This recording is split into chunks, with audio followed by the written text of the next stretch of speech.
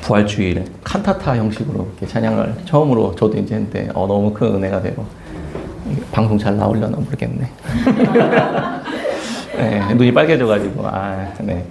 네, 같이 이게 사망에서부터 예수님이 이 땅에 오시는 것, 그리고 죄와 사망 가운데 있는 우리들을 어둠에서 불러내 주셔서 자기 자신을 주시고 부활과 승천하시고 하나님 보좌 우편에 그 영광의 자리까지 우리를 인도하시는 이 하나님의 이 스토리가 이 짧은 시간에 어떻게 이렇게 할 수 있을까 되게 은혜가 되고 감사했던 시간이었습니다. 네, 오늘 또 좋은 날이죠. 네, 우리 덕호 형제가 아까 우리 은영 지사님 그렇게 얘기하시고 제가 잠옷실로 들어가 버렸습니다. 이제 신분의 변화가 이렇게 일어나는 죽음과 부활 가운데 있다가 새 생명을 얻으면 신분의 변화가 나는 주의 자녀가 되고 밖에서 예배드리던 자가 잠옷실에서 예배드리는 신분의 변화가 일어나는 이 오늘 참 여러 가지 메시지들이 오늘 우리 안에서 이렇게 같이 하나 나누실 수 있어서 감사한 것 같습니다. 예수님께서 부활하셨습니다. 아멘. 부활하신 것이 2000년 전에 한번 일어나고 끝난 것이 아니라 날마다 우리가 절기 속에서 부활을 경험하잖아요. 그럴 때마다 이 부활이 우리에게 끊어지지 않는다는 것, 영원한 생명이 우리 안에서 여전히 함께 살아계신다는 것을 날마다 확인하는 순간순간들이라는 것을 우리가 기억할 수 있었으면 좋겠고, 특별히 이런 부활주일에는 더 깊이 그 은혜를 경험하는 시간이었으면 좋겠습니다. 앞서 우리는 유다서를 묵상했습니다. 유다서에는 유다도 복음에 대해서 뭔가 설명을 해주려고 하다가 더 긴급하고 시급한 문제 때문에 이 메시지를 바꿨다는 이야기를 했죠. 그래서 몰래 숨어 들어온 거짓 교사와 거짓 선지자들이 교회의 성도들을 빼가려고 하는 이 아주 급박한 상황 속에서 복음 메시지를 먼저 안 가르치고 이 거짓 선지자와 거짓 교사들에 대한 이야기들을 먼저 하게 되었습니다. 그래서 그 내용으로 대부분 다 채웠고, 그런 거짓 교사와 거짓 선지자들이 여러분들을 유혹하고 하나님의 이 은혜와 구원의 사랑 속에서 거짓으로 빼앗아 가려고 하는 것으로부터 하나님은 삼위 하나님 철저하게 지켜내고 계신다라는 이야기들을 우리가 2달 동안 같이 함께 나누었습니다.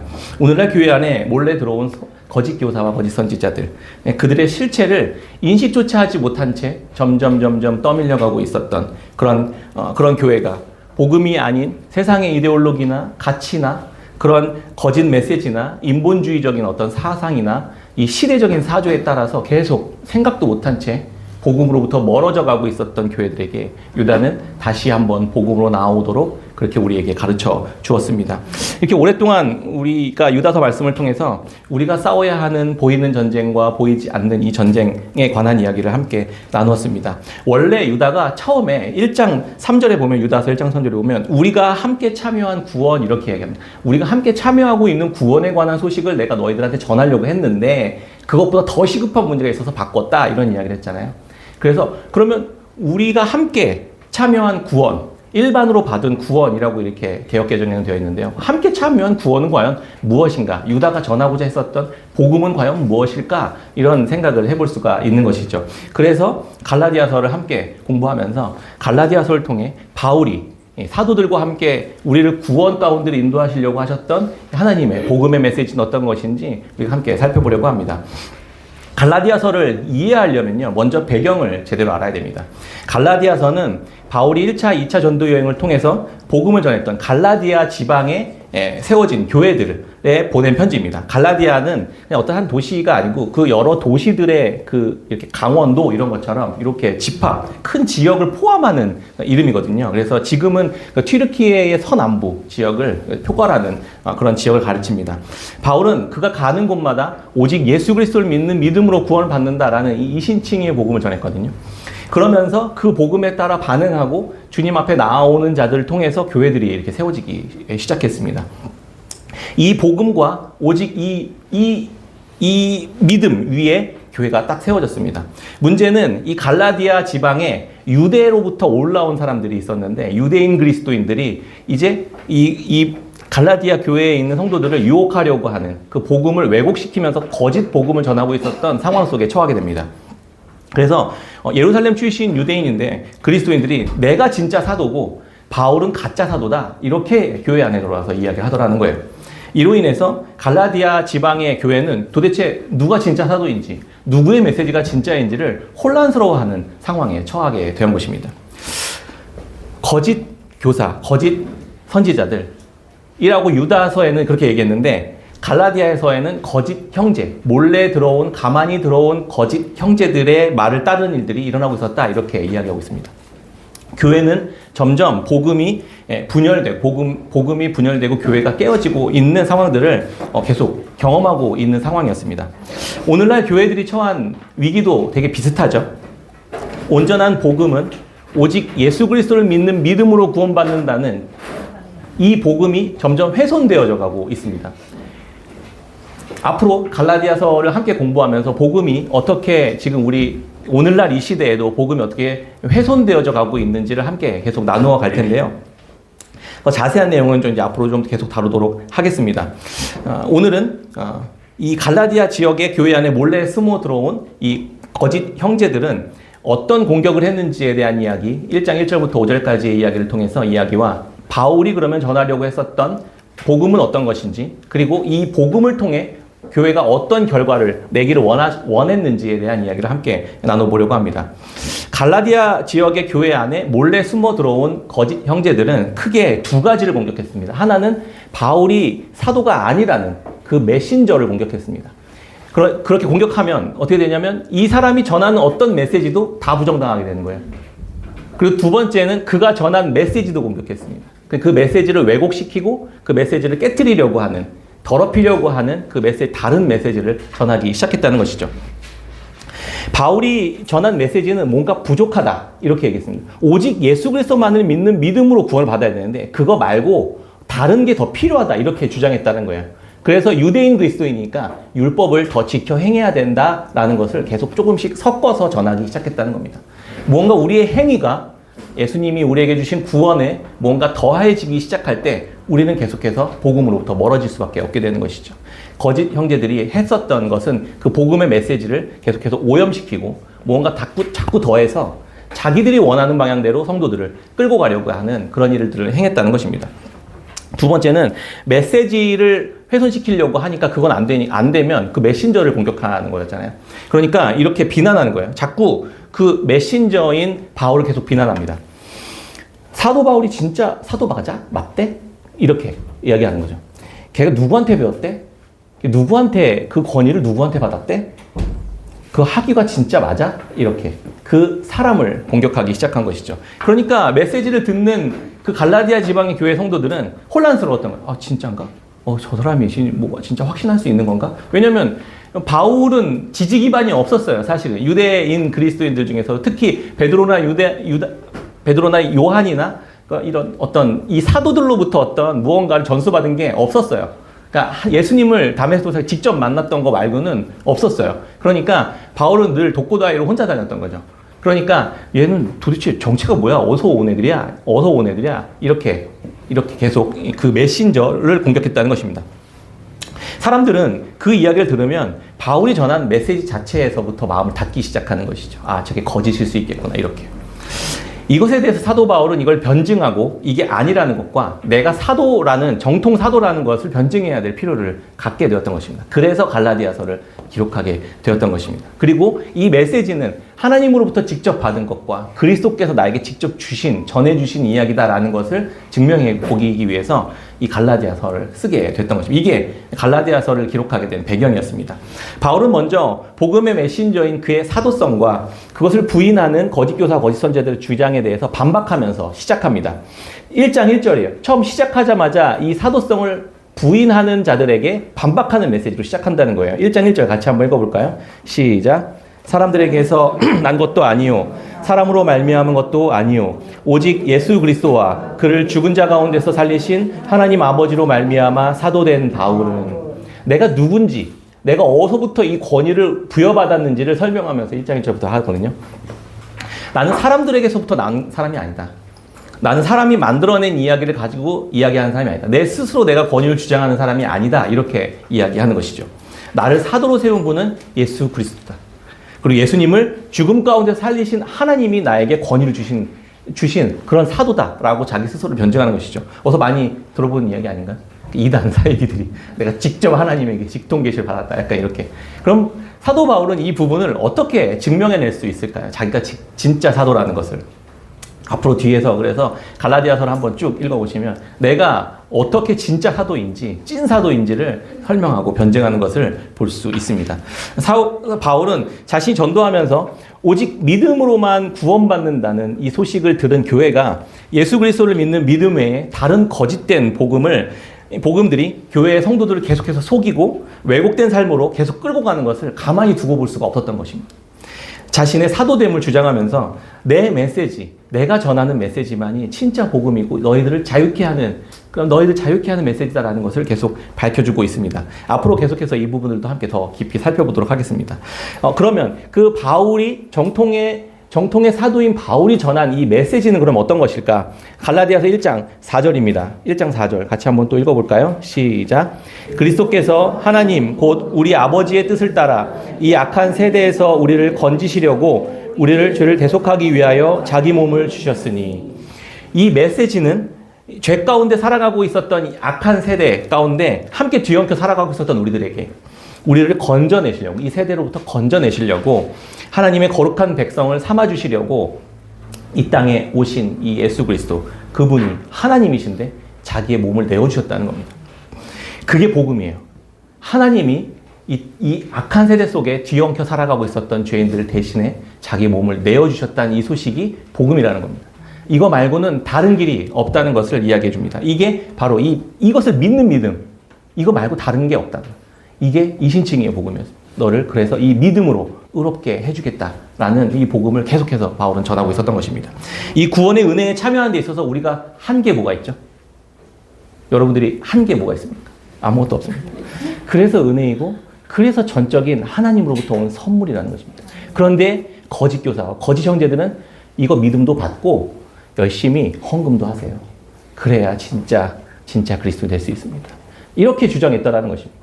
이 믿음도 받고 그리고 열심히 새벽 기도도 하세요. 이렇게 계속 복음 외에 다른 걸 붙이기 시작했다는 것입니다. 그래서 유대인들이 가지고 있었던 율법을 거기서 계속 끄집어 오는 거예요. 이것도 해야 돼. 이것도 해야. 그래서 할례도 하고 절기도 지키고 해야 한다는 것을 자꾸 붙여갔다는 거예요. 그러니까 바울이 보면서 얼마나 화가 납니까? 예수님이 다 이루어 놓으셨는데 자기들이 자꾸 덕지덕지 누더기로 복음을 만들어가고 있었던 것에 화가 났던 겁니다. 바울이 전한 복음의 내용에는 그래서 세 가지가 있습니다. 첫째는 우리를 건지시려고 하는 것입니다. 두 번째는 우리를 죄를 대속하는 것입니다. 그리고 세 번째는 자기 몸을 주셨다는 겁니다. 첫 번째, 우리를 건지시려고 했다는 것은 이 악한 세대에서 우리는 스스로 벗어날 수가 없습니다. 세상으로부터 자유로울 수 있는 사람이 있습니까? 아무도 없죠. 세상의 가치관, 문화, 이 첨단 기술들, 이 시대 정신들이 계속해서 주장하고 있었던 이 메시지 안에 갇혀서 그것을 따라 살아갈 수밖에 없었던, 그 종된 삶을 살아갈 수밖에 없었던 우리들에게 그 세상으로부터 우리를 건지시려고 주님이 오셨다는 것입니다. 바로 자기 백성 삼으려고 출애굽시키신 장면을 떠올릴 수 있는 것이죠. 두 번째는 우리 죄를 대속하기 위함이다. 이렇게 이야기합니다. 하나님을 떠나서 죄 가운데 있는 우리는 우리 자신이 스스로 이 죄의 문제를 해결할 수가 없습니다. 내가 더 열심히 하면 이 죄의 문제를 해결할 수 있을까요? 열심히 율법을 지켜 행하면 하나님이 우리를 사랑받을 수 있을 만한 사람으로 우리가 될 수 있을까요? 아니요. 그것이 거짓 형제들, 거짓 교사들이 이야기했던 거짓말, 거짓 복음이라는 것입니다. 우리는 본질상 죄의 자녀들로 탄생한 자들입니다. 오늘 유아 세례를 받는 우리 하루와 지민이도 마찬가지죠. 이 아이들이라고 예외일 수 없는 것입니다. 한없이 순수해 보이고 예쁘고 그렇게 귀엽고 사랑스러운 아이들이지만 본질상 죄와 진노 가운데 비참함 가운데에서 태어난 자들이라고 우리는 고백합니다. 아까 이따가도 이 부모님들이 그렇게 고백하게 될 거예요. 오직 믿음으로 예수 그리스도 안에서만 우리가 의롭게 될 수 있다는 것을 믿음으로 고백하는 시간이 되는 것입니다. 오직 예수 그리스도의 의롭다 하시는 이 칭의의 복음만이 이 죄악의 시대 속에서 건져짐을 받을 수 있게 되는 유일한 길이라는 것을 고백하게 되는 것입니다. 이 은혜 언약의 가정 안에서 태어나서 세례를 받고 주의 몸된 교회 안에 함께 참여하게 되는 것, 이것이야말로 복음이고 구원 아니고 뭐가 되겠습니까?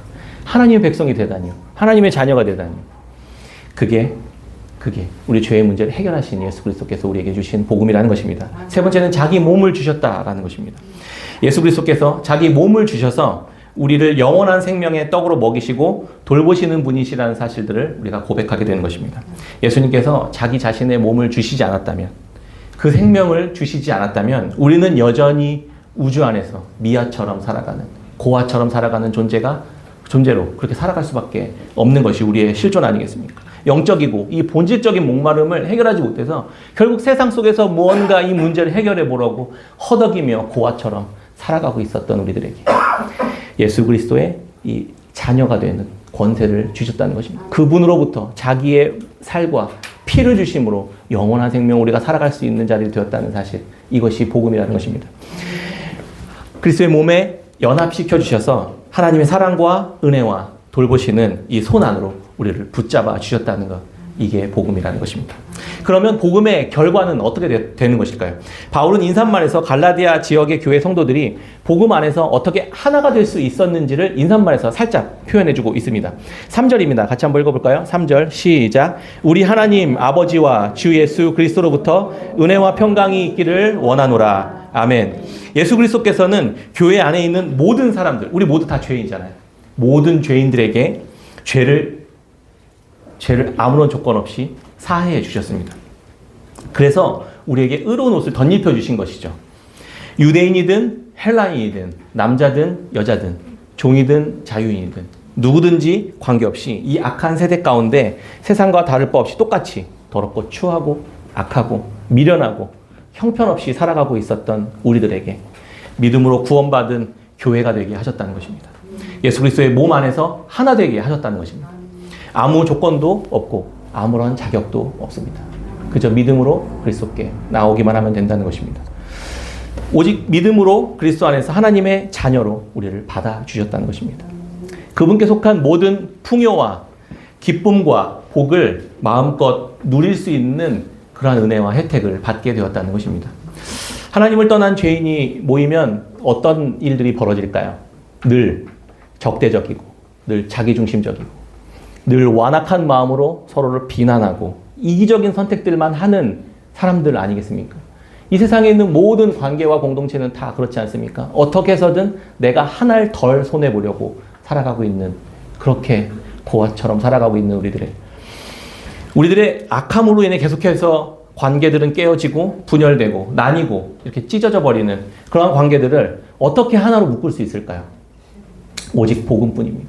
오직 예수 그리스도 안에 내가 죄인임을 고백하고 우리 모두가 다 함께 죄인임을 고백하고 그리스도 안에 참여하게 될 때 우리가 다 하나 될 수 있게 된다는 것입니다. 자기중심성이 깨어지고 내가 주인이 되려고 하고 내가 중심에 서려고 하고 내가 모든 사람을 통제하고 억압하려고 하는 그 모든 것들을 내려놓을 수 있게 된다는 것입니다. 왜요? 그리스도께서 자기 몸을 낮추셔서 우리에게 주셨기 때문입니다. 갈라디아 3장 26절에 이렇게 이야기합니다. 너희가 다 믿음으로 말미암아 그리스도 예수 안에서 하나님의 아들이 되었으니 누구든지 그리스도와 합하기 위하여 세례를 받은 자는 그리스도로 옷 입었느니라. 너희는 유대인이나 헬라인이나 종이나 자유인이나 남자나 여자나 다 그리스도 예수 안에서 하나이니라. 너희가 그리스도의 것이면 곧 아브라함의 자손이요 약속대로 유업을 입을 자니라. 아멘. 그래서 인사말에 은혜와 평강이 너에게 있으리라 이렇게 말씀합니다. 이거는요, 이 인사법은 원래 고대 세계에서는 있지 않는 인사법이라고 해요. 예, 학자들의 연구에 따르면 원래 이 은혜라는 이 카이레인이라는 단어는 원래 그리스식 인사법이거든요. 그리스인들이, 그러니까 이방인들이 하는 인사법이었다고요. 그러니까 은혜가 너에게 있을지어다 카이레인 이런 인사를 했고, 그럼 유대인들이나 히브리 사람들은 이 인사법은 뭐였죠? 샬롬입니다. 평강이에요. 그러니까 그리스인들과 이방인들과 유대인들이 지금 함께 그들의 인사법으로 함께 나누고 있다는 것을 지금 보여주고 있는 것이죠. 어떻게 이들이 하나 되었을까요? 그리스도 안에서 하나가 되었다는 이야기들을 해주고 있는 것입니다. 복음이란 유대인들과 이방인들 모두 다 다양한 인종과 국가와 문화와 언어와 음식을 가진 그 모든 이들이 그리스도 예수 안에서 하나 될 수 있다는 것을 선포해주고 있는 것입니다. 제가 함께 목회자 모임을 하고 있는 울산의 시티센터 교회 담임 목사님의 이야기가 책으로 이렇게 나왔어요. 그분이 다문화 교회를 개척하셨거든요.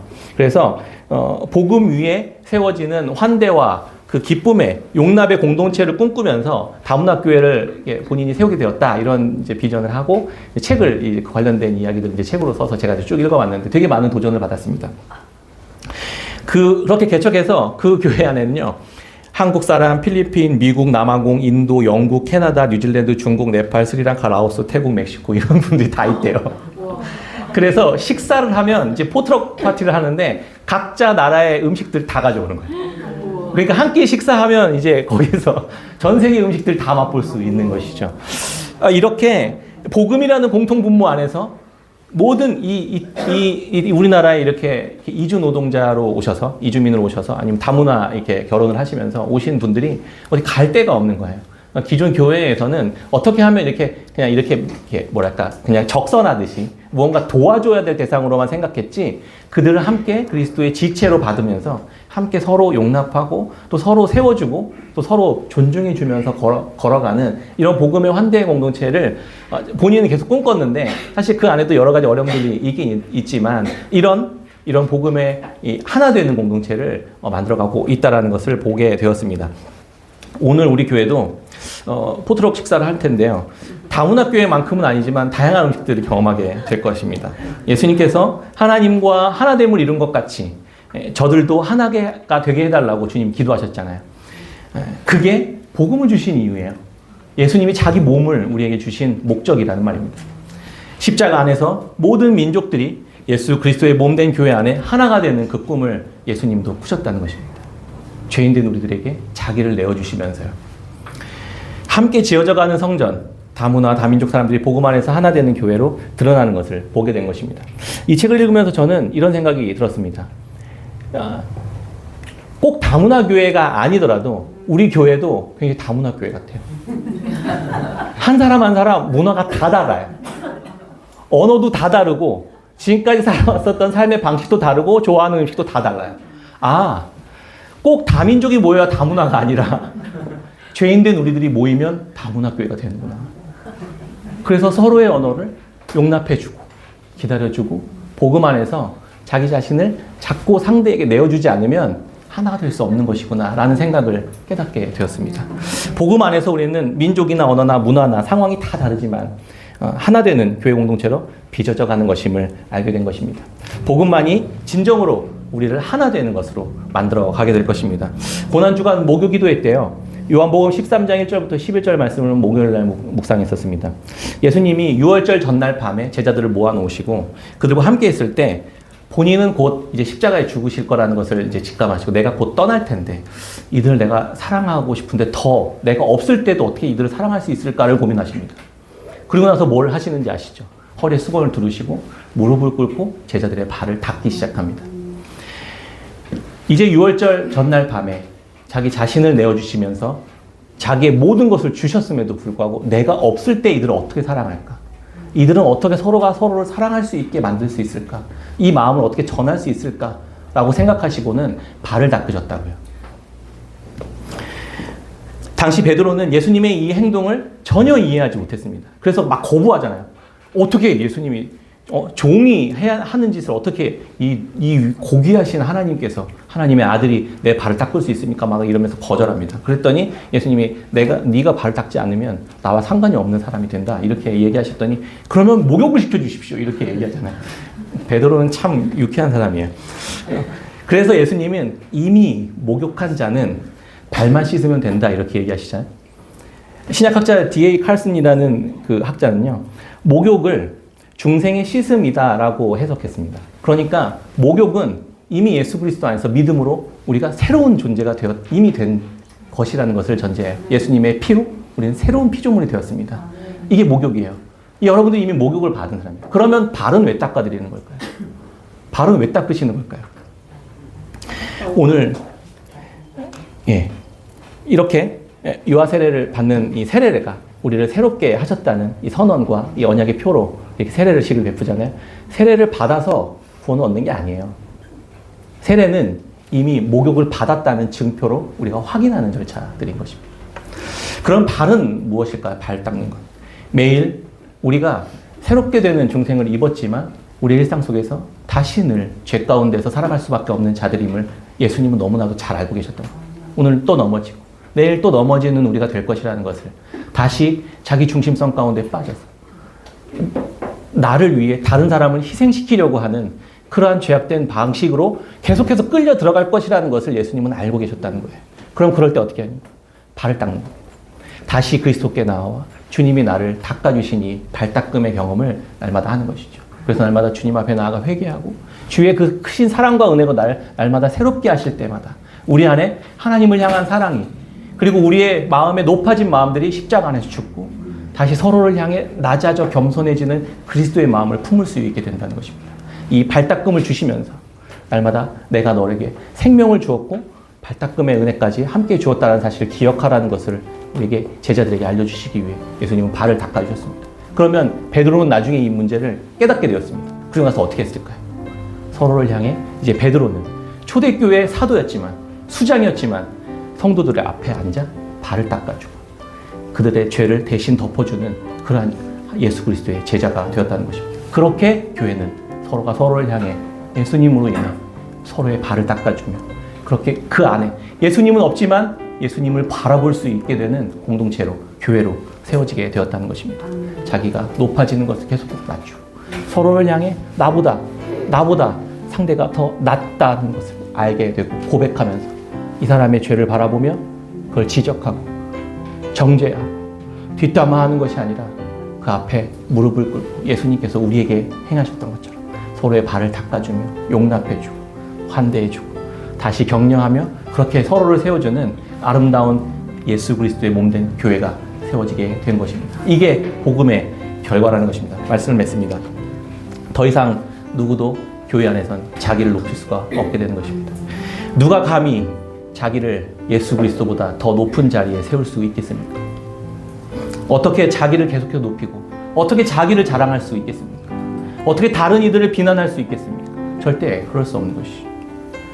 교회는 모든 죄인들이 십자가에서 그리스도와 함께 죽고 은혜로 받은 영원한 부활 생명으로 살아가는 자들의 모임입니다. 진정으로 이 은혜의 복음을 자신의 것으로 받은 사람은 다른 이들의 더러워진 발, 그것을 함께 닦아가는, 예수 그리스도와 함께 닦아가는 겸손한 마음과 태도로 살아가는 그러한 공동체로 세워져 간다는 것입니다. 이것이 예수님께서 제자들에게 자기의 몸을 주시고 더 나아가 그들을 끝까지 사랑하시는 예수님의 방법이었다는 것을 우리로 하여금 알게 하시는 것입니다. 이제 예수 그리스도와 함께 부활 생명에 참여한 교회는 서로의 발을 닦아주는 모습으로 그렇게 하나 되는 복음의 열매를 맺어내는 교회가 되는 것입니다. 제자들은 서로의 발을 닦아주며 서로의 짐과 허물을 덮어주는 온 세상에서 유일하게 존재하는 예수 그리스도의 사랑이 살아서 역사하며 경험되는 하나 된 교회가 되는 것입니다. 이 복음으로 그리스도의 몸된 교회를 이루어가는 우리 저와 여러분들, 우리 깨끗한 샘교회 성도님들이 다 되시기를 주의 이름으로 축원합니다. 아멘.